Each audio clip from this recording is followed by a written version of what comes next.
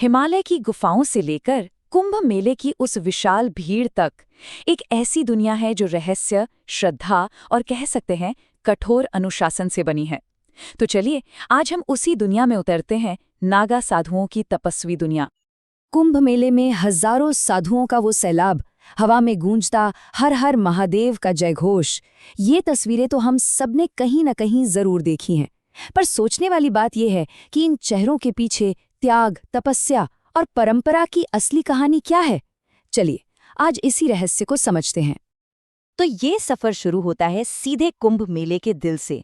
यहीं पर होता है आस्था का वो सबसे बड़ा संगम, शाही स्नान, जहां लाखों श्रद्धालु पवित्र नदी में बस एक डुबकी लगाने के लिए इकट्ठा होते हैं। और इस विशाल जन सैलाब के बीच सबसे पहला स्नान करने का जो गौरव है, जो अधिकार है, वो सिर्फ नागा साधुओं को मिलता है। यही वो क्षण है जो इस पूरे पर्व को एक अविस्मरणीय अनुभव बनाता है, और बिल्कुल यही साधु इसके केंद्र में होते हैं। तो सवाल बहुत सीधा है, आखिर ये तपस्वी हैं कौन? ये हमारी आम दुनिया से इतने अलग क्यों हैं? चलिए अब इसी रहस्य से पर्दा उठाते हैं। इन तस्वीरों और जयकारों से परे चलिए अब उनके अस्तित्व के बिल्कुल मूल में उतरते हैं, ये जानने के लिए कि नागा साधु असल में कौन है और उनका जीवन दर्शन आखिर है क्या। अगर बिल्कुल सरल शब्दों में कहें तो नागा साधु वो सन्यासी हैं जिन्होंने समाज, परिवार, धन दौलत यानी हर तरह के सांसारिक बंधन का त्याग कर दिया है। और यह सब इसलिए ताकि वो आध्यात्मिक साधना के शिखर तक पहुंच सकें। और यहाँ ये समझना जरूरी है कि उनका त्याग सिर्फ बाहरी नहीं है, नहीं, ये एक संपूर्ण जीवन दर्शन है। वो सिर्फ धन दौलत ही नहीं बल्कि अपनी पहचान और अपने अहंकार तक को त्याग देते हैं।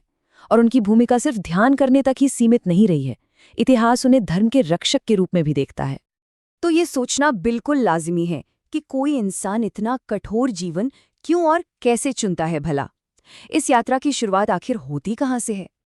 नागा साधु बनना देखिए कोई आसान फैसला तो है नहीं, और न ही ये एक दिन का काम है।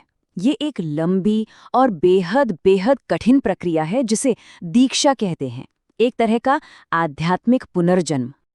ये जो प्रक्रिया है ये एक व्यक्ति को पूरी तरह से बदल कर रख देती है। सोचिए, सालों की सेवा, कठोर साधना और अनगिनत अनुष्ठानों के बाद एक व्यक्ति अपने पुराने मैं के लिए, अपनी पुरानी पहचान के लिए मर जाता है। उसका सांसारिक अस्तित्व खत्म और एक साधु के रूप में उसका पुनर्जन्म होता है। लेकिन उनके इस अलौकिक रूप का क्या?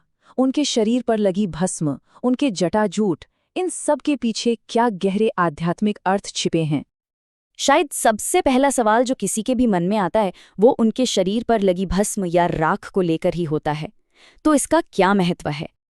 ये भस्म सिर्फ एक लेप नहीं है बल्कि एक बहुत शक्तिशाली प्रतीक है। इसके 3 गहरे अर्थ हैं। पहला, ये इस बात की याद दिलाता है कि सांसारिक इच्छाएं और अहंकार जलकर राख हो चुके हैं। दूसरा, इसका एक व्यावहारिक यानी प्रैक्टिकल कारण भी है। ये उनके शरीर को अत्यधिक गर्मी, ठंड और कीड़ों से बचाता है।